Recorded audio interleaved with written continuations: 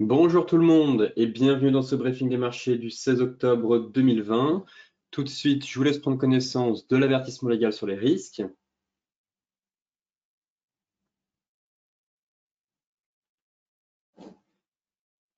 Et donc, pour terminer la semaine, direction les places européennes qui ont finalement terminé en nette baisse jeudi, comme vous le savez, face à l'intensification des restrictions dans plusieurs pays pour lutter contre l'épidémie due au coronavirus, alors que les négociations progressent peu aux États-Unis sur un plan de relance. Alors, avec la résurgence de la pandémie, eh bien, les restrictions se multiplient en Europe. Parmi les dernières annonces, comme vous le savez, le président français Emmanuel Macron a annoncé euh, mercredi soir l'instauration d'un couvre-feu dans 9 métropoles à partir de samedi et pendant au moins 4 semaines, tandis qu'au Royaume-Uni, le gouvernement va mettre en place à compter de ce week-end eh bien, de nouvelles restrictions à Londres qui passera en niveau d'alerte élevé. Alors toutefois, ce matin, on assiste quand même à un rebond. On peut parler de rebond technique, étant donné qu'on avait eu quand même un sacré gap qui avait créé un trou d'air.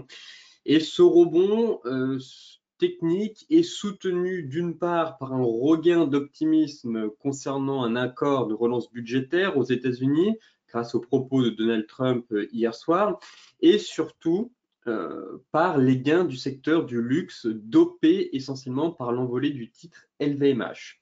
Donc derrière, on a Kering, on a Hermès, toutes ces valeurs qui composent le CAC 40 ont quand même une lourde pondération et elles permettent aujourd'hui un rebond technique sur le CAC 40.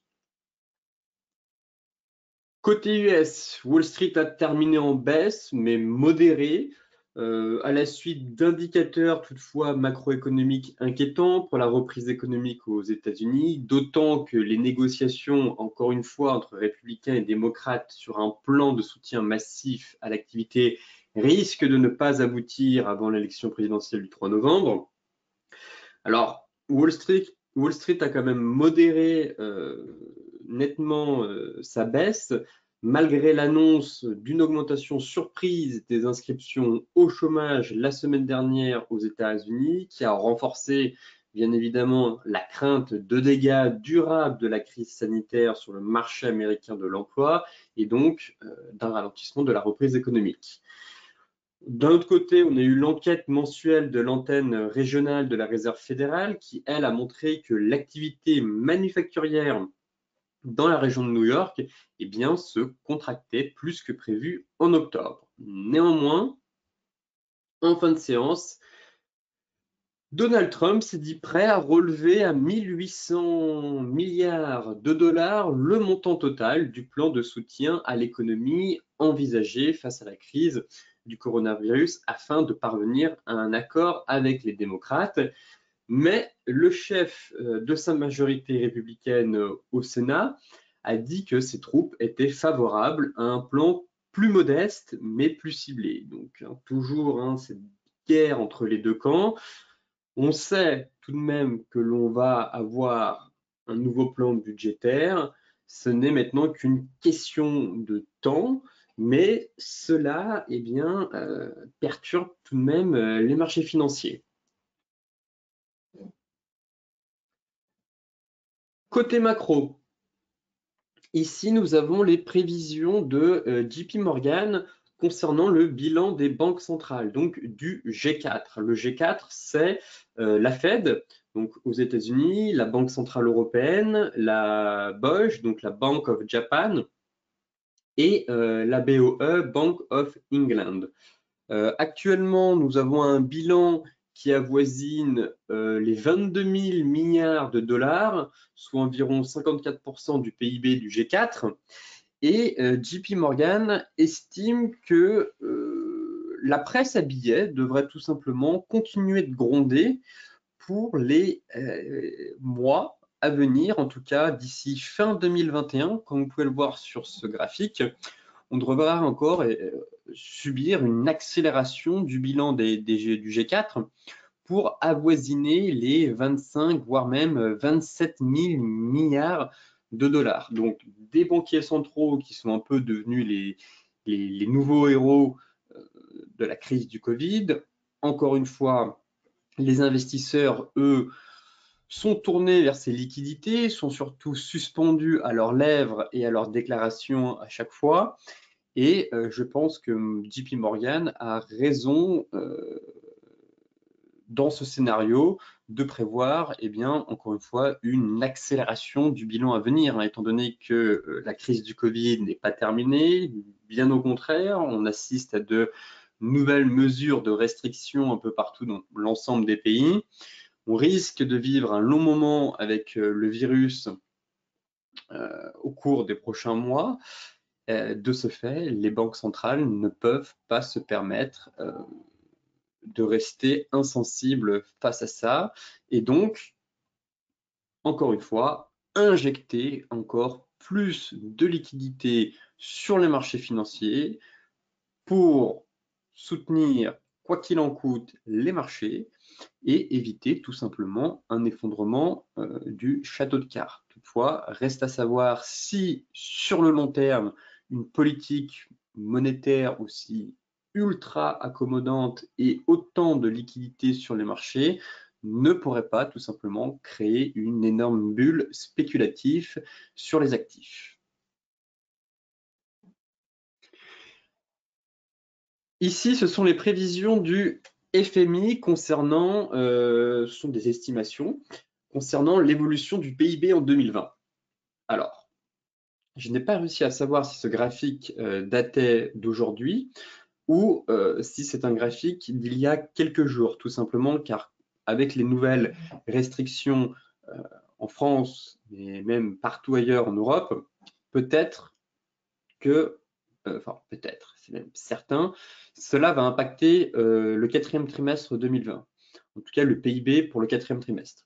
Donc derrière, est-ce que ce sont des prévisions qui ont pris en compte les nouvelles mesures de restriction, parce qu'un couvre-feu quand même de 21h à 6h, ça va impacter pas mal de secteurs, dont la restauration, les loisirs, le secteur aérien, les transports. De ce fait, ça risque de coincer encore une fois pour le quatrième trimestre 2020. En tout cas, on constate très clairement que les trois mauvais élèves eh bien, sont l'Italie, en tout cas l'Espagne, hein, avec quasiment moins 13, l'Italie et enfin la France, où le PIB pourrait se contracter de quasiment 10% en 2020. Par contre, surprise, la Chine qui surperforme très clairement et les Chinois redémarrent très fort dans la course folle à la mondialisation, dans la course folle à la croissance, et le FMI estime que la Chine pourrait tout simplement connaître une croissance de 1,9% cette année.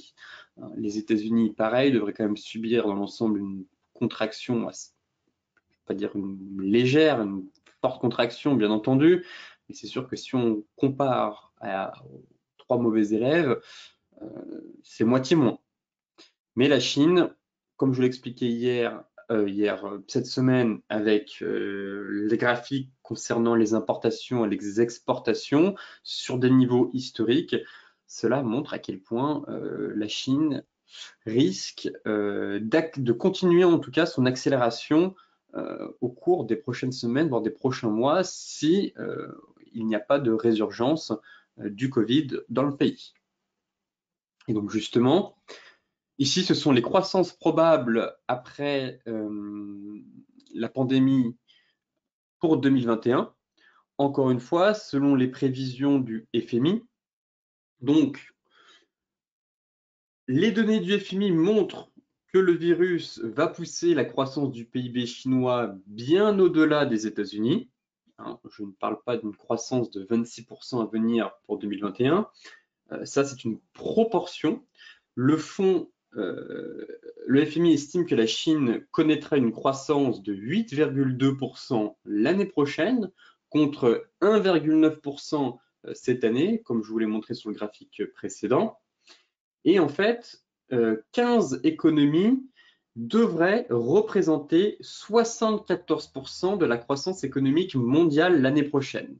ces 15 économies, ce sont la Chine, les États-Unis, l'Inde, la France. Enfin, voilà, ce gros bloc plus la Chine devrait représenter 74% de la croissance économique mondiale l'année prochaine. Et les autres pays, seulement 25. On se rend tout de suite compte quand même que ce graphique est assez parlant, hein. Encore une fois, la Chine redémarre très fort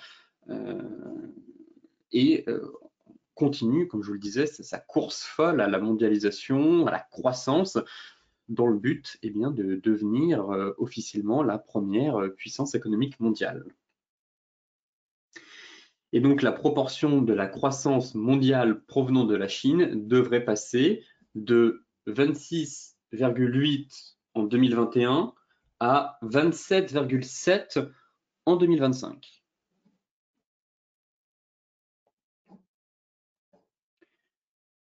Côté graphique maintenant, on va prendre la température sur les indices boursiers en commençant par le CAC 40.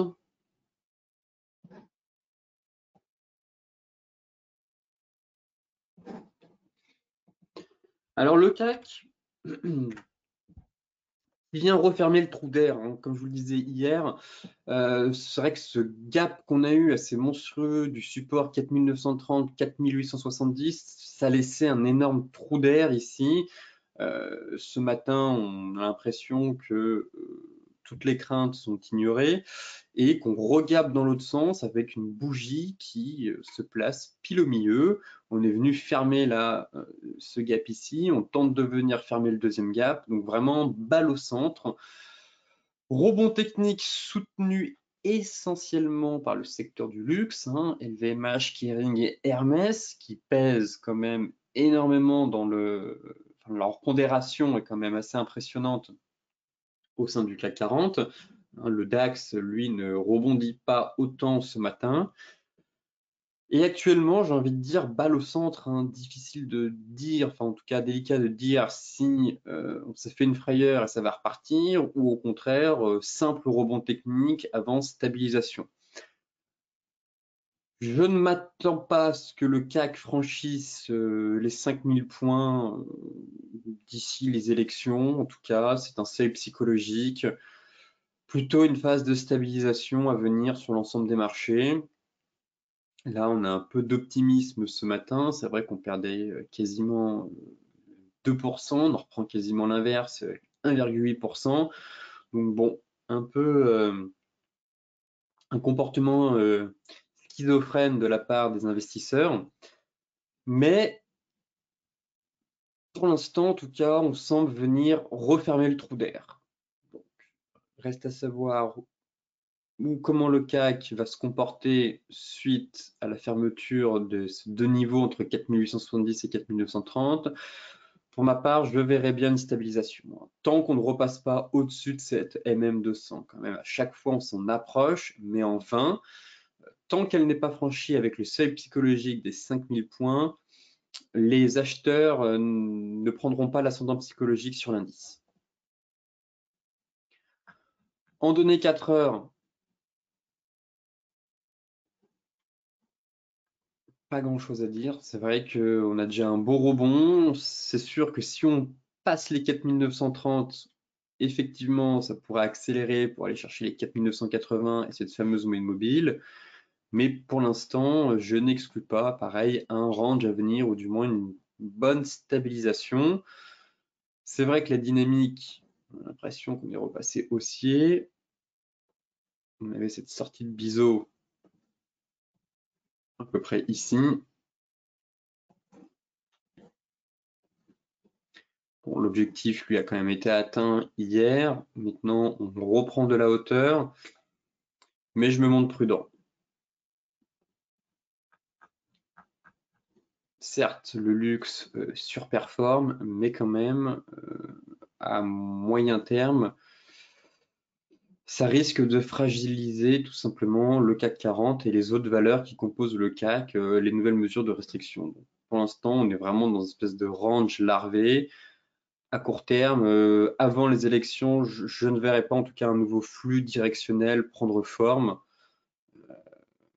disons que les investisseurs n'ont pas forcément envie de prendre d'initiative en renforçant les lignes actions de leur portefeuille, sachant que c'est quand même un catalyseur assez important, en tout cas pour les prochains jours, les prochaines semaines. Donc, là, actuellement, le catalyseur, c'est le plan budgétaire et les élections, en tout cas à court terme. Donc, difficile d'envisager un mouvement directionnel de grande ampleur à la hausse comme à la baisse. C'est pour ça que je verrais une stabilisation, mais pour l'instant, on est vraiment prisonnier entre deux niveaux, 4930, 4870, et ce n'est pas un niveau très intéressant en tout cas, plutôt une stratégie vendeuse si on se rapproche des 5000 points et de la moyenne mobile 200. Là, par contre, c'est un point technique qui m'intéresse sur l'indice CAC 40. Le DAX. Le DAX qui, lui, n'a pas réussi à revenir, hein, on n'est pas à plus 1%. Toujours ce scénario d'épaule, tête-épaule qui prend forme, hein, on pourrait très bien venir combler le trou d'air qu'on a fait ici avant de repartir en direction du sud. On a ouvert sur un niveau de support ce matin. En données 4 heures, on a quasiment retracé 50% de la dernière vague de baisse, juste ici. Mais pareil, on se trouve au milieu de nulle part sur le DAX. On se trouve vraiment au milieu de nulle part. La zone qui m'intéresse, ce serait la zone 61,8. Voilà, pour repartir dans le sens du flux. Là, actuellement, on est venu chercher les 50. C'est vrai que si on monte chercher les 61,8, on viendrait combler ce fameux trou d'air qu'on a laissé et on se situerait sur la fameuse zone hebdomadaire. Pour ma part, j'attends l'indice un peu plus haut car je trouve que ici, on se trouve vraiment au milieu de nulle part et pas évident de mettre en place une stratégie de trading. Voilà, on aura la moyenne mobile 50 qui commencera à diminuer, enfin du moins à accélérer sa pente. Là, on bute quand même sur la même 200, mais bon, si le DAX parvient à combler ce trou d'air, en tout cas, c'est une zone technique de vente intéressante avec un chantier de retournement. Et derrière, là, actuellement, on parvient tout juste à faire le rebond des 38,2, quasiment venu chercher le niveau des 50, donc vraiment balle au centre. Et en tout cas, nous n'avons pas de chandelier de retournement à court terme. Actuellement, depuis ce matin, on a plutôt un flux directionnel haussier. Donc, voyons voir où est-ce que le marché a envie d'aller. Mais pour ma part, comme sur le CAC, hein, si je surveille les 5000 points, sur le DAX, ce serait plutôt les 12 950, 12 970 pour éventuellement mettre en place une stratégie vendeuse. Le Dow Jones, solide. Très clairement, le Dow Jones se moque complètement des restrictions en Europe. Il a à peine flanché. Vous voyez, on a quasiment terminé à l'équilibre. On est ouvert sur le support hier. Voilà. On ouvre sur le support tient, on est venu fermer le gap. Pour l'instant, les futurs sont en plus dans le vert. Toujours ce scénario d'aller chercher finalement la borne haute de ce range, les 29 000 points. Pour l'instant, tant qu'on n'a pas une incursion sous le support, sous la moyenne mobile 50, difficile d'entrevoir une dégringolade plus profonde en direction des 27 320, 27 170 pour venir combler le gap et prendre appui sur la borne basse de ce canal aussi. Donc là, ce serait vraiment un scénario probable si on avait cette cassure des deux niveaux pour venir accélérer et prendre appui sur le canal. Mais pour l'instant, tant que le support tient, en tout cas, on ne vend pas un support. Et on pourrait assister voilà, à la Kijun qui vient renforcer 4 heures ce niveau technique. Certes, légère sortie de biseau, mais en fait, on pourrait avoir une correction avant d'aller chercher le fameux niveau à 28 000 points. Les anciens plus hauts couplés à cet oblique qui passe par tous les plus hauts. Si on regarde les futurs actuellement, plus 18%, donc légère hausse, mais pas de retournement baissier en tout cas, hein, selon la théorie de Dow, hein, des plus bas et des plus hauts de plus en plus haut. Donc, le précédent plus haut, c'était là, le dernier niveau était là, on a fait une fausse cassure, on a réintégré, donc on est toujours haussier, on a toujours un marché qui a envie de progresser, en tout cas, enfin, qui n'a pas envie de se retourner. Pareil, je verrai une stabilisation de l'indice, en tout cas avant les élections. Une fois qu'on sera allé chercher la borne haute de ce range, on pourrait se stabiliser dans un range, en tout cas. Pour l'instant, les acheteurs gardent la main et on a quand même une probabilité plus importante de poursuivre cette ascension de court terme. L'euro-dollar, un champ de bataille sur l'euro-dollar. Très clairement, le manque de visibilité le plus total sur cette paire. Pas évident, je trouve que la lecture, en tout cas, j'ai une lecture très difficile sur cette paire. Ça part un peu dans tous les sens, avec des faux signaux, ça casse, là ça tente de casser le support par le bas, ça réintègre. Vraiment, l'euro-dollar est une paire très difficile à trader actuellement. En tout cas, pour ma part, je trouve que ce n'est pas une des paires les plus évidentes à lire et à décrypter d'un point de vue de l'analyse technique ou du trading. Là, on a le sentiment qu'on casse le support et que ça devrait aller chercher un peu plus bas. Je me montre prudent parce qu'on fait le yo-yo, tout simplement. On fait des fausses cassures. Là, on avait un signal selon moi. Derrière, ça prend pas. Là, on tente de reconquérir ce niveau. Toutefois, j'essaye de filtrer en me mettant en hebdomadaire. Et en hebdomadaire, on s'aperçoit quand même voilà, que le niveau des 1,1745, c'était un gros niveau de support. À chaque fois, on a fait de l'excès sur mèche. Ici, ça a bien rebondi. Là, pareil. Vous voyez qu'au niveau des clôtures, c'est un niveau qui est quand même propre, plutôt bien respecté techniquement. Donc, pas mal de mèches, mais on n'a jamais fait véritablement de clôture, de bonnes incursions, tant quand c'est un niveau de support que de résistance. Là, pareil qu'on a travaillé durant tout le mois d'août. Là, par contre, on a le sentiment que le marché, quand même, va clôturer la semaine sous ce niveau.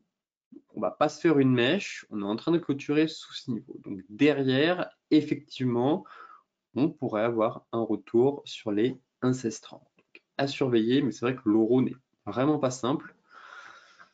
Et le fait que le nuage commence à se mettre à plat, à l'horizontale, invite à une phase de stabilisation, d'indécision du marché.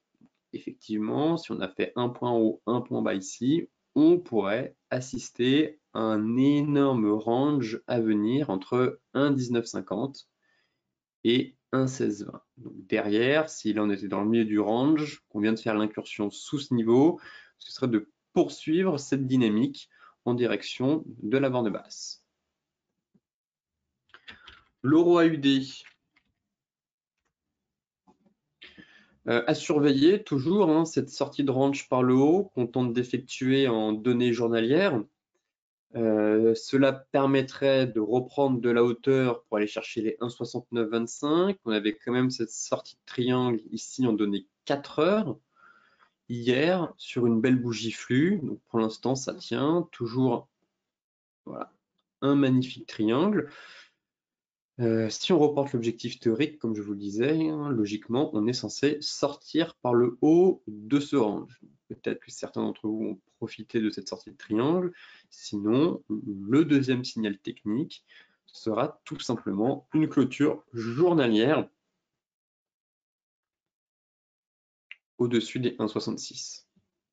Voilà, pour éviter qu'on fasse une mèche comme ici, vraiment qu'on ait une bougie flux, qu'on casse et qu'on arrive à se stabiliser voilà, sur l'ancien niveau de support, voir les juste ici 1,66, 1,6580.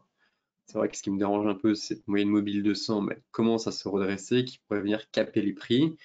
En tout cas, sentiment qu'on a un marché qui a envie de redécoller, sortie de triangle, et derrière, une belle bougie flux au-dessus des seuils psychologiques des 1,66 devrait conduire en tout cas à une accélération vers les 1,6925.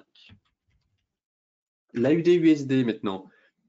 Même sentiment que sur l'euro-doll, c'est-à-dire un range qui devrait s'installer à moyen terme entre nos deux zones hebdomadaires. Ici. Voilà, donc on est venu se prendre une petite claque sur la moyenne mobile 200 en début de semaine. Derrière, ça cale, donc niveau important aussi à surveiller. Sinon, ici, on a une belle zone de support niveau overlap, un overlap, donc une zone de polarité en français, sur les 0,70-20. Et donc derrière, on pourrait avoir un range de stabilisation à venir entre les 0,73 avec une énorme résistance au milieu du range, puisque le milieu du range représente à la fois cette zone hebdomadaire de prix couplée à la moyenne mobile de 100 hebdo. Voilà ce qui explique aussi pourquoi on a du mal à effectuer des rotations. Donc derrière, ce qui serait intéressant, ce serait d'attendre tout simplement que les prix finissent leur glissade complète pour venir prendre appui sur le niveau de support et essayer de trouver un signal de retournement pour tenter une rotation partielle à l'intérieur du range. Vous voyez, un peu comme ici, on a eu cette magnifique divergence qui avait parfaitement fonctionné. Donc là, pareil, on pourrait de nouveau, si on continue à glisser, potentiellement valider une nouvelle divergence et permettre de trader ce range à court terme. Le gold. Le gold. Le gold garde sa dynamique haussière. On a une belle oblique, voilà, juste ici, qui passe par plusieurs points bas, en place depuis le 1er avril 2020. On est tapé le 8 juin. Ici, couplé à la fois à la borne basse de notre biseau, on est revenu prendre appui il y a quelques jours aussi. Donc, ça reste haussier, hein, toujours, de toute façon. C'est haussier, c'est soutenu par une oblique haussière. On a cette sortie de biseau. Mais derrière, il faut transformer l'essai. Encore une fois, c'est cassure de MM50 couplée avec cassure de la résistance à 1925. Là, c'est plutôt de bon augure, en tout cas pour le gold, mais il faut transformer avec bougie flux qui casse véritablement. Ici, ça nous a fait un léger bull trap, finalement pullback, très clairement sur le biseau pour l'instant. Pas d'inquiétude, mais il faudrait une nouvelle tentative et cette fois-ci qu'on break en parallèle la MM50, ce qui permettrait donc d'accélérer en direction des 1980, puis retour sur les plus hauts historiques.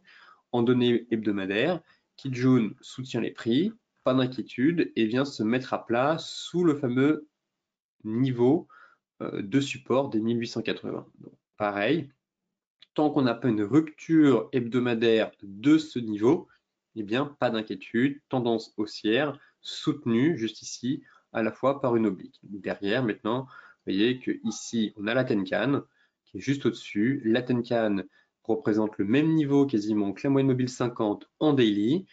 Donc, voilà, un dernier obstacle, zone de résistance, Tenkan, MM50 daily. Derrière, si on parvient à franchir ce triple niveau, logiquement, ça devrait accélérer pour aller chercher 1980 et de nouveau déclencher une nouvelle vague haussière, voire même sur de nouveaux plus hauts historiques.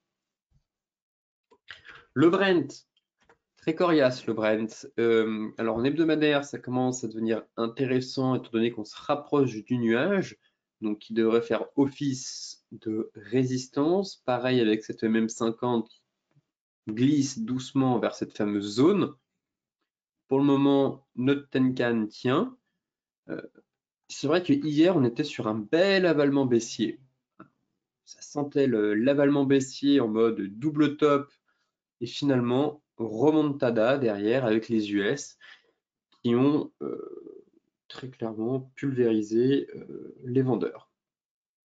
Donc, on avait un beau chandelier avec un avalement. Finalement, on clôture quasiment avec un pendu dans l'autre sens. Mais on a un range dans un range dans un range, à savoir ce range daily de moyen terme, ce range de court terme et enfin un autre range de très court terme. Donc le pétrole, c'est vraiment un actif piégeux, je trouve, enfin, pas forcément piégeux, mais pas évident à trader. C'est des ranges dans des ranges dans des ranges finalement. C'est que ça. Donc là, c'est pareil, finalement, on a un magnifique range dans le range 4 heures. Là, on pourra avoir un range 1 heure. Donc derrière, trader tout simplement les deux bornes. Vendre la borne haute, acheter la borne basse, sur signal de retournement, si ça casse, direction, la borne basse de ce range 4 heures.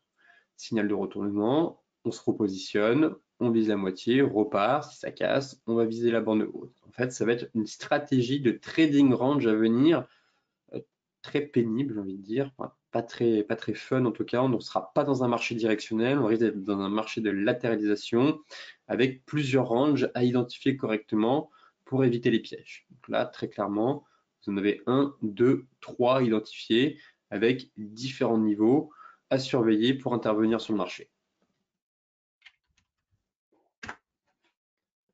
Le light, c'est exactement la même chose.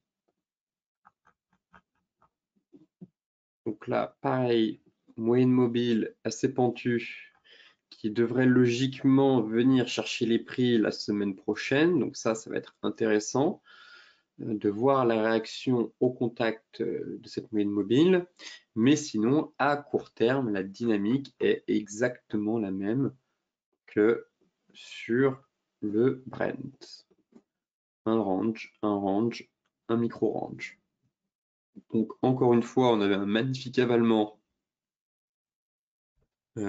hier qui s'est transformé un peu en pendu.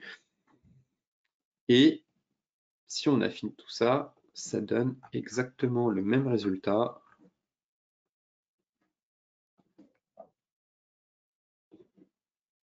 Voilà, un nouveau range, 4 heures, mais je pense qu'on peut même le mettre en données horaires. Donc, à surveiller. Trader les deux bornes, sachant que la borne de basse représente quasiment le milieu de range du range supérieur 4 heures. Derrière, si ça casse, direction 37,75, voire 36,80.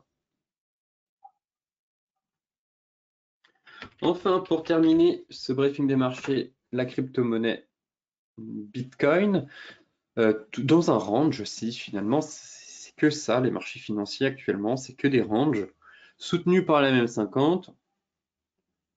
En données hebdo, on n'a pas beaucoup d'informations, si ce n'est qu'on est au-dessus de la Tenkan, donc c'est quand même plutôt encourageant pour la suite. On n'a pas véritablement d'obstacles qui gênent les prix, ni Nichiku. Toujours un objectif en direction des 12 000. Donc, en hebdo, pas de bougie qui pourrait nous mettre en alerte sur un essoufflement de la tendance. Là, le sentiment qu'on est en train d'effectuer le pullback, en fait, on se fait un petit pullback et que derrière, en données 4 heures, on est dans un range technique. Encore une fois, soutenu par la moyenne mobile 50. Beau range, ici. Pourquoi pas se positionner sur la borne basse en trading? C'est vrai que ça pourrait être intéressant ici avec un stop loss juste sous les niveaux, voire même sous la ligne de coup. Et derrière, essayer de se laisser porter pour viser la borne haute et espérer une fin de consolidation et donc une sortie par le haut pour aller chercher le niveau des 12 000 $ et donc potentiellement retourner sur cette borne haute de range daily. Voilà en gros les grandes lignes sur le BTC. Donc, à confirmer avec ce week-end, car c'est vrai qu'on a tendance à avoir pas mal de volatilité durant le week-end, surtout le dimanche. Écoutez, ce briefing des marchés touche à sa fin. Comme d'habitude, je vous mets le lien dans la description de la vidéo. Je vous souhaite donc une excellente journée, un très bon week-end et on se retrouve lundi pour faire un nouveau point sur les marchés.